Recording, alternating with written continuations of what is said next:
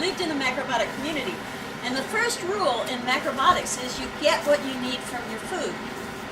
And that you attempt to get what you need from your food. One of the things that I'll get to in about 3 minutes is why we're not getting what we need from our food.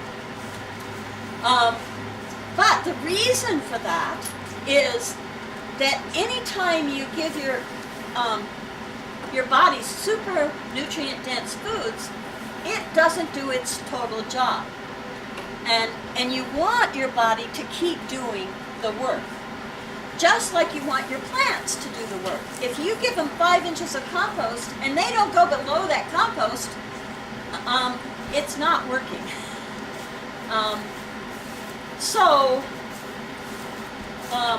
What was I going to say? Yeah. Biome in our body is not that bad. Yeah. Okay. So what makes everything available that's in the soil is the micro-partners. And what I actually did when I was in a dry land situation is I sprayed, and I did this in India, I sprayed every 10 days, and with these microbes. And there's ways, and you can learn that. My favorite place to learn about how to make your own microbes is Korean natural farming. There's stuff all over the net, and there's also a Facebook group where you can even take pictures of your thing and say, does this look good to you all? So you can even find people to tell you if your product is good, or they'll say, no, it went this way, and all you got to do to change it is to add this. So, anyhow, so you can either buy, and that's all on my site, how to buy Your the, site is? what? Your site is? Hands-on Permaculture 1. And it's a digit one or spelled Digit, one? yeah, Digit one. digit. .org. And I will update that. I'll include this talk in there. I have 3 or 4 workshops on there already, but I'll put this one on there too. So what else? The most important thing that's related to our human biome is that the micro-partners are the intestines or the rumen of the plants. Like everything that moves has the rumen built in. But the plants are expected to grow with their micro-partners, and that's where their intestines is. So, without their intestines, the plants can make carbohydrates. They cannot make complete proteins. They cannot do the lipids that are needed to avoid the pests. They can't do the secondary plant metabolites. And our human microbiome, this comes from, there's an amazing group called, oh well, it's on my website. I'll come up with it. In the meantime, can I ask you a quick question? Back to the human urine, is that what you're saying, human manure? Are you putting it in the same category? No, urine? I use urine everywhere. I put it Human in urine would be appropriate Yeah. in your book Yeah, for the teas we're talking about. yeah, Not poop, but urine. yeah. Even if I'm doing a lot of opioids, it's fine. Well, yeah, I would watch Okay, what you're just curious. suggesting as far as Right. pharmaceuticals Yes, would be the big thing. Yep. Question. No, yeah. I got it. So anyway, I was talking about the human microbiome. I was talking about we need that complete protein. We need the lipids. We need the secondary plant metabolites. If we don't get that, we get cancer, diabetes, and I was just about 2 years ago coming back from India, absolutely amazed at the number of people that have eaten organically for 30 and 40 years that I know that are getting cancer. So this knowledge, it's the Bionutrient Association, which I was fortunate enough to be gifted to to their conference that they have on the East Coast. And it's just mind-blowing. And I just want to tell a little story that I saw there about insects. And there was one person there who had learned how insects see plants. And he was saying it's via,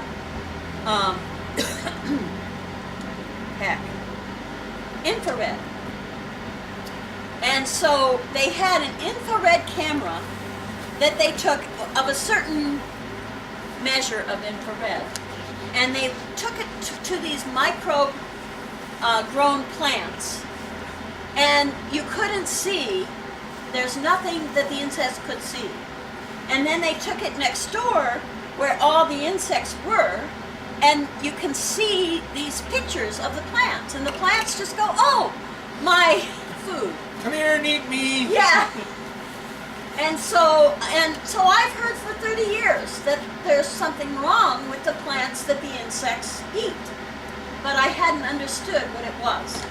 And so the main thing is they're grown without microbes. And of course, the whole organic industry is growing, and as is much of permaculture, growing without microbes. If you have a no-till system, sooner or later you're going to have microbes. But so this is a cause for great alarm to me.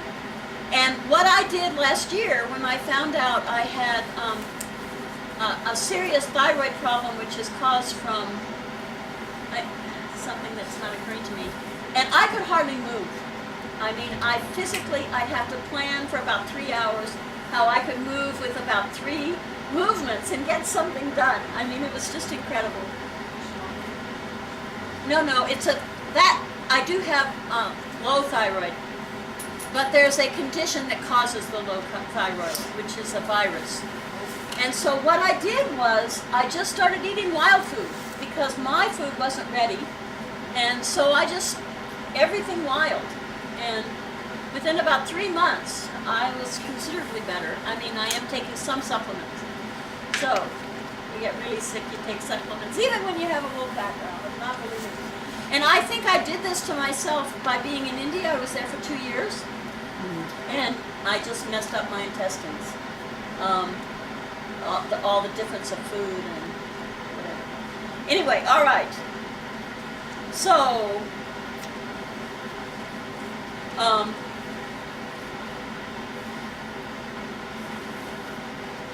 so the word they're using, and that system that I'm talking about, I'm going to brand a word, and I'm probably going to use, well, I'm not sure what I'm going to use, but I'm going to make a brand that talks about nutrient-dense foods as, anyway, so it'll be a whole other way of, it's not organic, and I want to use bricks. I want to have the consumers be able to test themselves. So there's all these things now. There's about 4 different ways to test your food to see if it has the nutrients that you want to have. And so if we do cooperatives, what we'll do is we'll have one test of all the food that goes out. But I want everybody, and so that's how we can shift to, I mean, if consumer demands, we can, if our food isn't feeding us, hopefully I can get the consumers behind this, and then the farmers will follow. So what happens with the farmers is you have to think to change, and most farmers don't want to do that. I mean, I also see that in my life. I don't want to think to change, except if there's a big mission involved, and then I do it. Yeah. What do you do for your microbes or your gut? Well, like I said, I'm eating a lot of wild food, and now I do have my own food that's working. Do you eat culture food? Yeah, and I do eat. Yeah. Kimchi Yeah, and kombucha. Sauerkraut. Yeah. and my favorite is bok choy, and yeah, so I highly recommend all those things, and also I am taking probiotics. I mean, What kind of probiotics are they? I don't remember. Oh, okay. What we started doing, and I noticed what you're saying really rings a bell, because I had, garden stuff that I was having pest problems, I didn't go to the compost teas like you're doing, but what I did is I studied the EM1 and the affected microorganisms, Yeah. and I started doing that, just spraying. I mixed it with the water, mist them, and watered them with it, and stopped any fertilizers, all that other stuff, and just used that for a while.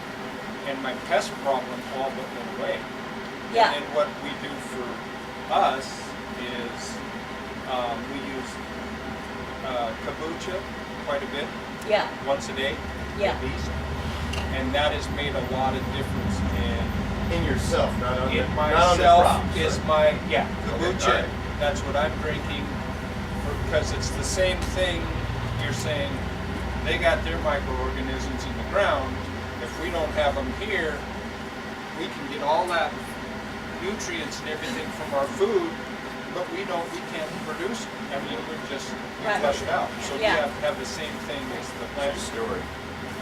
No, and what I'm saying specifically is that from our food we should be getting fully developed proteins, fully developed lipids, fully developed secondary plant metabolites. And yes, and then our microbes should be working.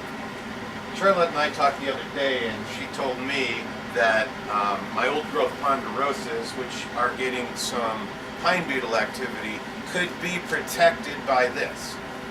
How about rodents? We have had an influx of rodents this year that has been epic. My whole place. My whole place. Where do you live? Montana. Lawrence, Montana. Well, let me just say it this way. I'm a pretty good hunter. I've killed more chipmunks this year than I have the 20 previous years combined. And I don't like killing things. But if you're eating out of my garden and you ain't me, and you have a tail, you're probably going to die. I might even eat you. So just let me finish this one. I've had, just recently I read from the Bionutrient Association that slugs will be stopped by good microbes. Okay? So I had right then I had 5 humongous slugs that had taken out about 1/4 of this bed. I went out that same day and sprayed Yeah. that whole bed, and it did take a couple of days, but those slugs just left.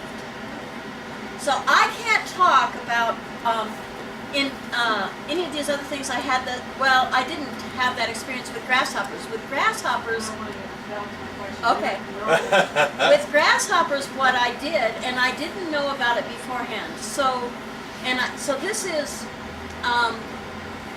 is a garden that I was working on in New Hampshire, and I got. So when I say I listened to my plants, and they told me to leave every 2 feet a lamb's quarters.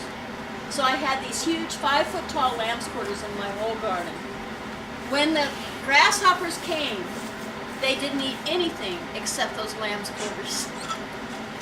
And they left a little net, so the veins of the lamb's quarters all stayed. So they totally descended. There was thousands of them.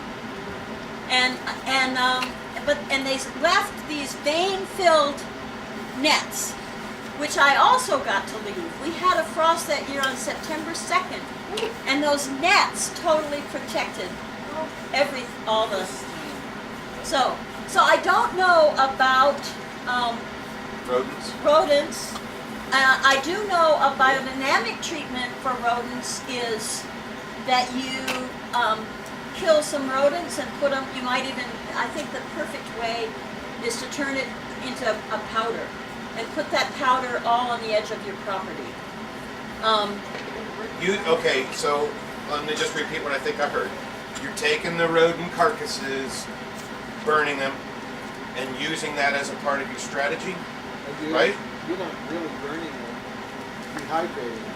Dehydrated. You don't want to burn them. Okay, all right. Desiccate. Yeah. Okay. So you're desiccating the rodent, and then taking that powder and putting it around your garden.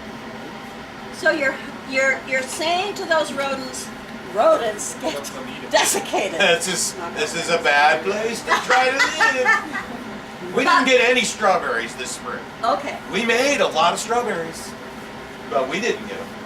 Okay, but what I'm saying is all of these things, I mean there's tons of things on the web, but what I want you all to be able to do is to sit there and listen yourselves and come up with what's needed.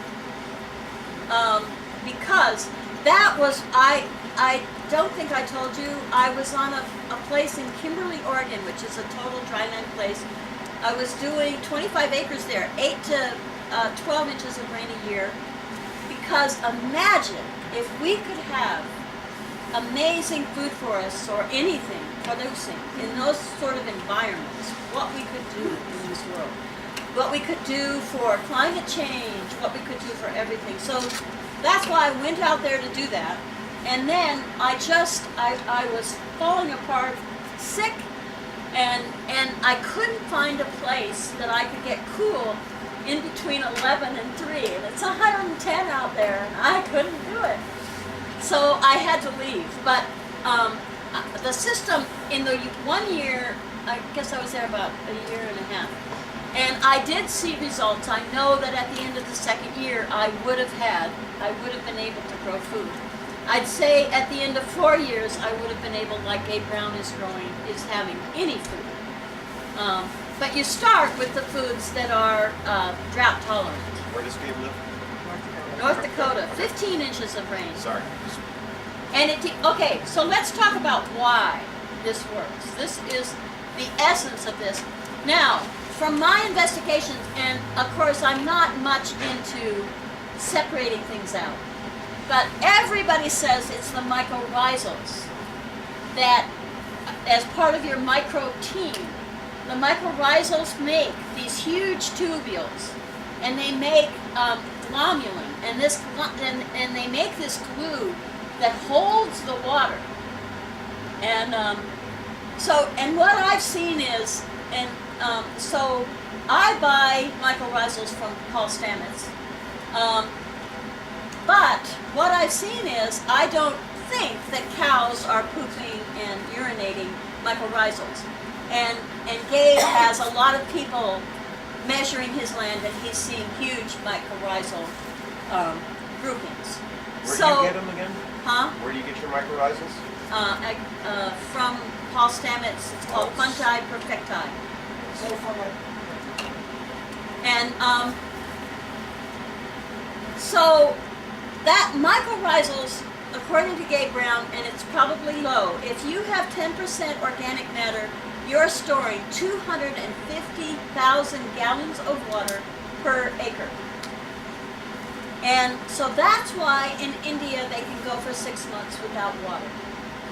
Because they've got trees, which I call borewell trees, that go down and take the water down even further than that 258,000 gallons that's in that 1 acre. Does that make sense? So you're adding organic? No. So Okay. You're not. Thank you. That's the So biggest you're thing not. here. In permaculture, everybody thinks you have to add hay or something from off-site to get organic matter. So what I do is I plant with plants, so with a cover crop, with whatever I'm planting, and then I use my micro teas to inoculate and make sure that as fast as possible. In a couple minutes, I'm going to turn this over to Eddie, who's a consultant for what I will call the current cutting-edge agricultural techniques. And so he'll tell you how they're, and it's biology. I mean, that's what I'm talking about, and that's what Bill Mollison talked about. Whatever you can do with biology better. You don't have to, the whole idea that you need to till because you need to get air into the soil is very fallacious. First of all, what you do is you destroy all your organic matter by getting all that air in there. And then, but these biology, they get the air down there just as far as it's needed to go with what you've got. So you don't need to till, and we're talking about, I mean, some guy named John Kemp is talking about 7 times the production. So we're not talking about little production here. That's the first thing that I read when I was in India is if you want to do dry land, you're talking about, 1/3 of the production. And of course, that's what they have all over this part of the world. You have wheat, which supposedly you get lower production without irrigation. But if you, and most of that is grown chemically, if you have those mycorrhizals and you have your microbe partners, you can grow, and you have a variety of wheat that does well with them. That's the other problem. All of our breeding has looked at what does well with chemicals. So we have to go back to what does well with microbes. And So what's the formula, cover crop? What cover crops do you plant in the garden? What micro teas so that you don't have to till, you don't have to, and yeah, what's the, or you can explain the process, who's going to explain the process? I guess I'll explain the beginning of the process. All right. So, as I say, you could plant alfalfa and clover. The designs that I make are, if you do beds, which I do beds, you could put down the middle of every bed some nitrogen fixing thing. So I'm highly recommending, if you have a lot of heat, this Tuna sinensis, the tune tree, Chinese tune. Can I use my old growth ponderosas as a part of my shading? Sure, of course. And when you talked about your old growth ponderosas, and I wanted to say I was talking this morning about Okay, could I jump ahead since you're... no. Did your... What? No? Let me get it. Go ahead. The reason in Massachusetts that they're not getting rain is because their forests are totally depleted. Yeah, I tried to say that. So we need the microbes. We need people to go out in gangs and spray the microbes on our forests, because our forests are no longer able to be the lungs to prevent the chemicals from getting to us, to clean up all our chemicals, because they're maxed out by all these toxins. Anyway. And getting those microbes into my ponderosas is going to maybe put the lipids in them that is going to stop the pine beetles? Is that what you were... Yes. Is that full circle? Okay. And I want to talk about this full circle because one of the main things in permaculture is systems thinking. And systems thinking doesn't go A, B, C, in case you haven't noticed it. You don't, anyway, so that's what you just did, and that's what we all want to do. But when you get to the point of sitting with your plants, they're going to tell you these weird things to do. And when you do them, you'll see all these things change. So in systems thinking, what you're looking for is the leverage point.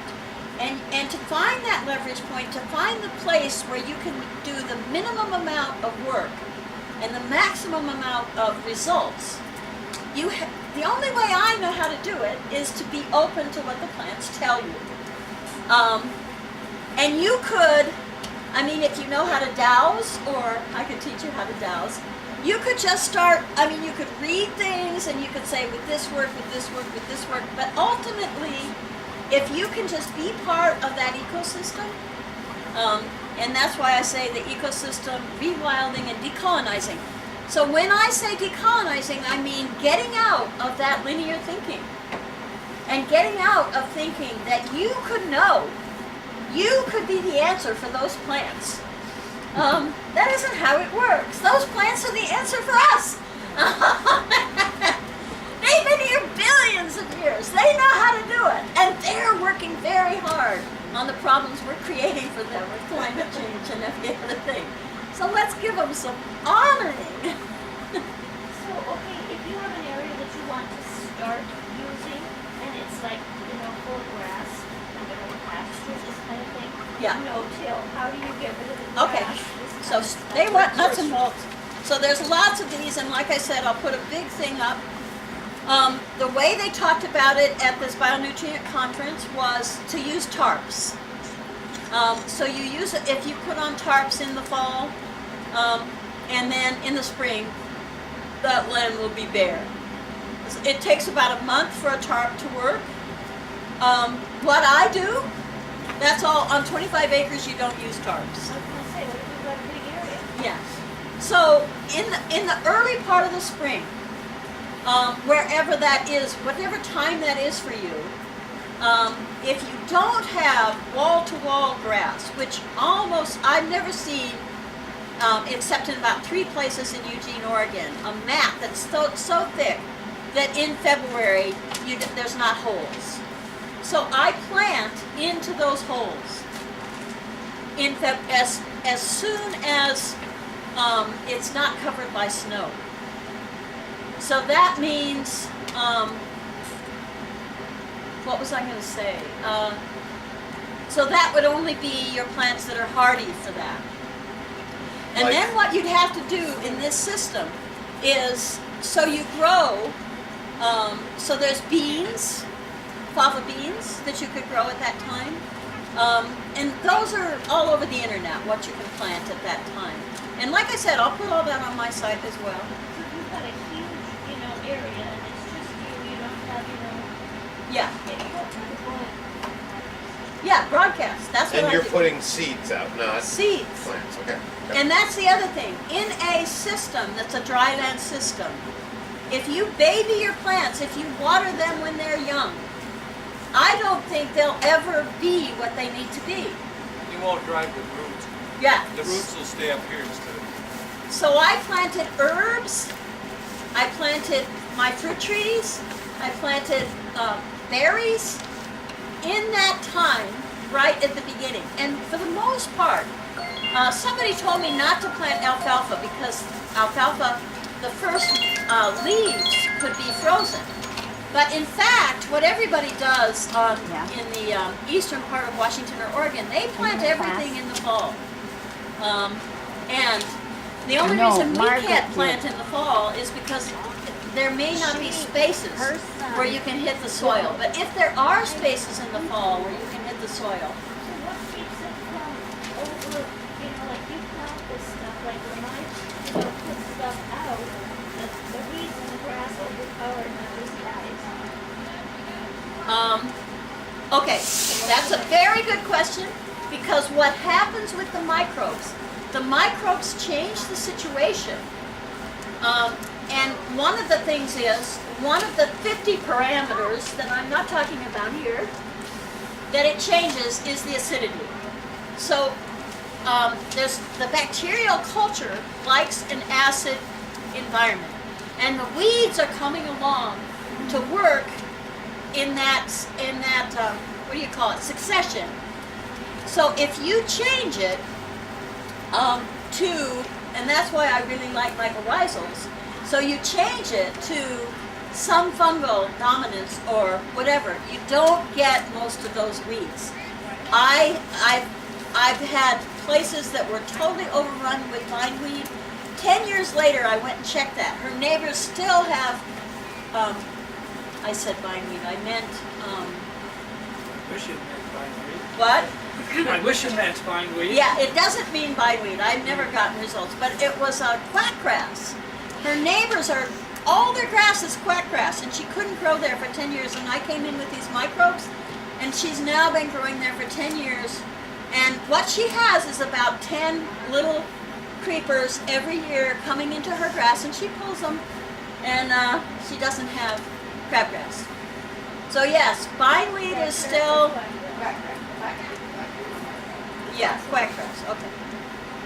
So, so that's a good question. And it may take more than 1 year to get, now when you spray on these microbes, it has to be done, it should be about 60 degrees. So that's why it's nice that the year before you prepare the land, because you're not going to get that much duplication. Okay. Quickie, would you do anything with the contours of your land prior to this? Okay, now I wanted to say this too. I think I told you this story. I looked at my land because in India, they don't just do the swales. They look at their land, they see if their land is flooding before they do anything like swales. Now that makes sense to me. So I looked at my land, and there was no flooding, no signs of flooding. And so I did do, what do they call it? Contour plowing with a chisel plow, which is like a yeoman's plow. Yeah. So, and I did see that Make almost, a little dent. yeah, it goes down about 8 inches in my case. Okay. You key line. Key line. Key line. And this isn't, I just used a chisel because I didn't have a key line. And I did see almost everything that grew in those areas. So those, on this contour, you make this little area where it's an indentation, so you get a little more water, and that is where things grow. And that is where my beautiful weeds grew, but the weeds that I liked, which are amaranth and lamb's quarters. So, like if you're saying it's 60 degrees, how long do you need? You know, like you're trying to start this in the spring, where before everything's really grown. So, how long do you need it to be 60 degrees? And are you looking at 60 degrees with the sun hitting on it, or are you looking at 60 degrees near him? Yeah. So I'll take, okay, you cannot spray when the sun is really intense. Okay. So that means up until about 10, depending on your weather, or after 6. If it's 60 degrees, then I'll take it. Just for 5 minutes. I figure the microbes have enough sense to go underground. However, I was really disappointed after I did 13 sprays on my 25 acres with my hand sprayer, and I got some results. 2-gallon hand sprayer. 4-gallon Okay, backpack. backpack. That when there's a really heavy-duty winter, that the microbes will be taken away, and so it looks like that happened. I thought those microbes were smart enough to go down no matter what. But what I think is that when there's no moisture down there, they can't live. Yeah. So starting the whole process is a problem. So you have to ease into it. Yeah. So, sun kills microbes. Dryness will kill the microbes. Yeah. Cold can kill some microbes. So, and you don't want to insulate with mulch. And you don't want to add anything. But it seems to me that if you were able to add some mulch, you would preserve some of those microbes because you can mitigate all of those. Right. So okay, go on. It's hot. So once you have the microbes in the fall before winter, you could put a small layer of compost on it, and knowing that you might have a hard winter, and then in the spring those microbes would be there. And you Yes. wouldn't have to, okay. Yes. That's And the other thing we talk a lot about in permaculture is chop and drop. Yes. So I am growing everything. So my trees all have, what's another thing that I really like? It's that thing that's an invasive plant. Oh well. Anyway, so they all have shade trees near them. And you can chop those. And so you can make a cover. So I can't bring mulch in from outside. It's too much work. Okay. But I can grow things everywhere that I'm growing that I can chop and make mulch. So yeah, I believe in mulch. It's just bringing stuff in from outside. And if I had a way to do it, in fact, one of the places I'm working on now in Snohomish, somebody said he had some wood chips. He didn't want to take them to the dump, but could he give them to me? And I said, please. The neighbors also said she had too much horse manure, and could she give me that? And so it's not like I'm, Finding that stuff. if it's available, I'll use it. Do you have to pay attention because horses eat weed-free hay, which has been treated with? Well, that and, you know, they groom the horses. What about? Do have to pay attention. I know that. You Yeah. do. Pay attention. Yeah, yeah. You know, like if the horses have been wormed, isn't that going to be a sterile? It sterilizes your soil. Yeah. Right, but so I'm using it for organic matter, and I'm giving my microbes even, you know, I actually put my microbes on before I make little piles. They take it out to my land with their manure spreader. How could I look that? Very nice. But they make a little Nice. pile, and I cover it with my microbes, and then we take a bucket and hurl it around. Yep. So, but yeah. Well, I was just going to say something that we've done is we've tarped, and then we've used straw bales on top of that, and then we take the straw bales out and use that for bedding for the animals in the spring. And so there's no contamination in the garden at all. What? Good way to keep I'm your not carrots following too. that. We Why tarp over the ground, Oh, in the ground. and then we put straw on top of that to insulate it, and then we take the straw off and use it for bedding in the spring. And then take the tarps off, and then we have bare ground in the spring. Okay, so the straw could be contaminated. Yeah, it doesn't matter what you put on it, because the tarp protects it. Right, but then you can't use the bedding for your mulch. Right, if it's contaminated. Right, okay. Well, you could spray it, and that would clean up.